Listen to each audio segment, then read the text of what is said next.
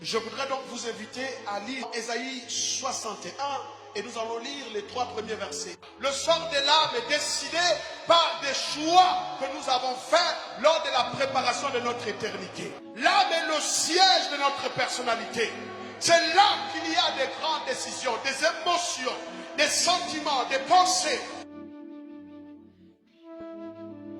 Si nous avons accepté Jésus-Christ comme Seigneur et Sauveur personnel, notre âme, assurément, sera dans le repos du Seigneur. Si nous avons fait le contraire, notre âme sera dans les tourments. Nous ne devrons pas jouer avec notre homme intérieur. Tout ce que nous faisons comme choix dans l'église, notre attitude, notre façon de faire, notre façon de marcher dans l'église, tout dépend de l'état de notre âme. Vous savez pourquoi vous ne dites pas Amen? C'est parce que vous n'avez pas compris que toutes les bénédictions de l'homme ne sont pas dans le corps, ne sont pas dans l'esprit. Les bénédictions de Dieu sont enfouies dans l'âme.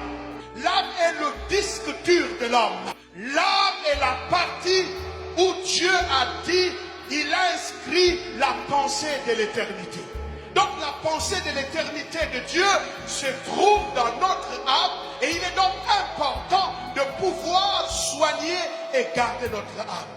Toute la bonne et la meilleure louange ne viendra jamais de notre corps. Non, c'est notre âme qui commande le corps. Quand votre âme est abattue, il n'y a plus de louange. Quand votre âme est blessée, il n'y a plus de joie. Vous n'êtes même pas sensible, même si la parole vient de Dieu. Il est donc important que vous puissiez comprendre que la nécessité de garder notre âme en bonne santé n'est pas à négocier. Les blessures intérieures sont des blessures de l'âme.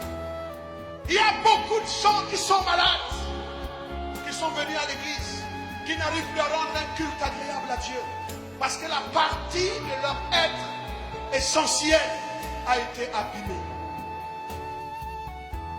Votre être qui souffre le plus, c'est votre âme. Le corps n'est qu'une enveloppe. Même quand vous allez mourir, vous continuerez à réfléchir parce que votre âme va continuer, quel que soit l'endroit, au paradis, comme dans les tourments, à parler et à agir. Tu n'as pas à accepter les coups et les garder, être blessé.